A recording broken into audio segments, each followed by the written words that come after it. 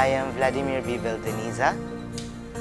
I am a youth volunteer at St. Andrew the Apostle, Posse Parish.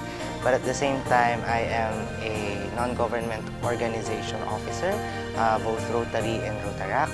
And I'm also a student of Philippine Normal University, Manila. I'm an English student. The Advent for me is living life like you won't live tomorrow anymore. That means that today you must be the best that you can be, and that you can share whatever you have, and that you are able to fulfill whatever it is that you have promised to the Lord. This year has been a challenge for me and my family and to those around me po. When it was my birthday, last March, my mom was admitted in the hospital because she had a heart attack and a stroke. After a day in the hospital, she was not able to open her eyes or open her mouth, and she cannot talk to us. My birthday passed, my brother's birthday passed, even my mom's birthday passed, and she was still sick. And then later on in the year, my mom also passed away. My mom has been the foundation of my life, and I was really devastated to the point that I really didn't know what to do, where to go, and how to proceed with life. At the same time, aside from my mom being sick, I also got into an accident. Even my father was admitted in the same hospital as my mom. There was a time binisita ni mama si daddy sa room ni mommy habang naka-admit si daddy. Parehas silang naka-hospital gown. So, this year, medyo nawalan po talaga ako ng pag-asa, especially with the challenges that has been through at me. Nung nasa hospital po si mama nun, syempre po, ang iniisip ko is gagaling si mama. May himala na makakapagsalita ulit si mama. May kilala niya ulit kami.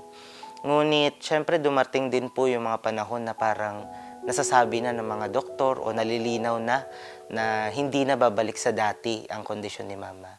One of the most stressed during these times is, of course, my sister. My sister who has been working hard, of course, for my mom's medicine, the hospital bills, and everything. I believe God made way for us to pass the challenge that we have been facing.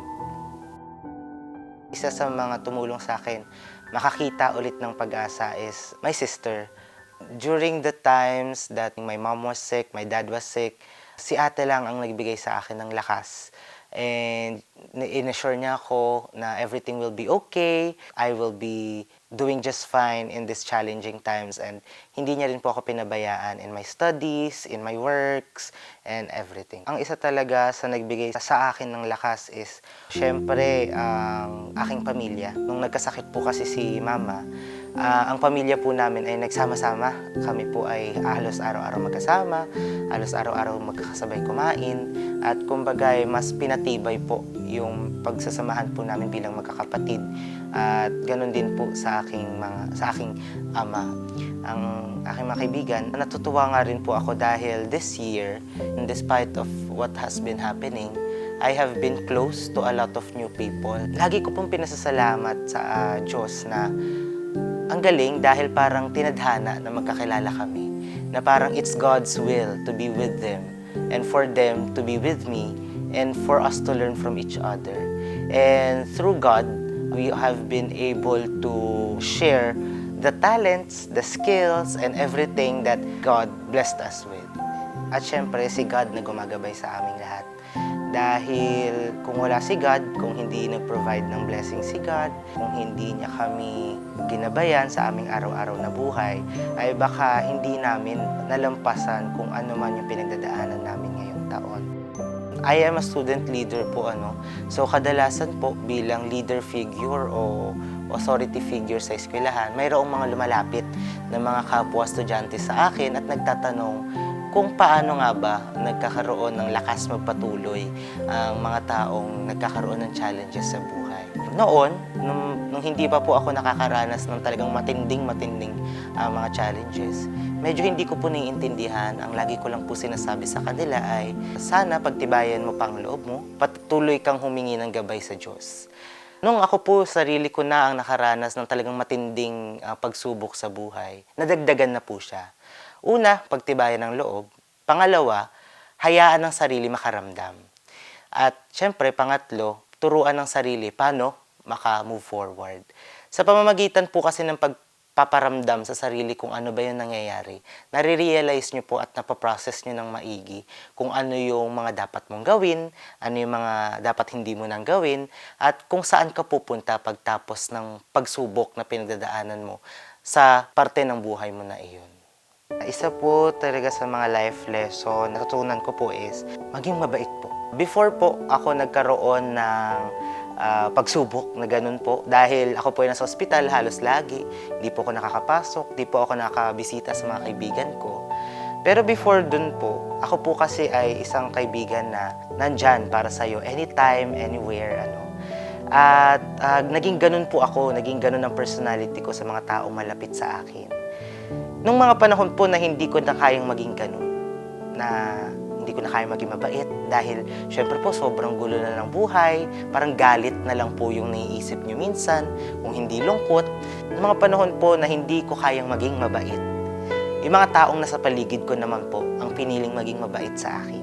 Sila naman po ang nagbigay ng kabaitan, ng ilaw sa aking buhay at ginabayan po nila ako, tiniis po nila ako hanggang sa ako ay naging okay na po ang lagay. Naniniwala po ako na kung ano ang iyong tinanim ay yun din po ang iyong aanihin talaga, dahil kung ang tinanim ko po ay kasamaan ng loob sa aking mga kaibigan ay malamang sa malamang nung ako po ay masama na ang loob at di na alam ang gagawin, baka mas dinagdagan pa po nila iyon dahil sa nakita nilang opportunity kung sila man po ay galit sa akin.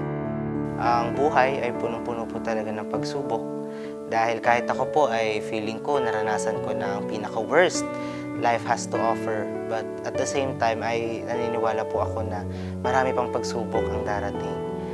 Sana po sa inyong pagbuhay sa araw-araw, sa kanilang pagtulog at pagising ay unahin ang panalangin sa Diyos at paniniwala sa Diyos. Pangalawa, ang paniniwala sa sarili na ang mga bagay ay mapupunta sa tamang kinalalagyan basta ikayo ay magpatuloy na maniwala.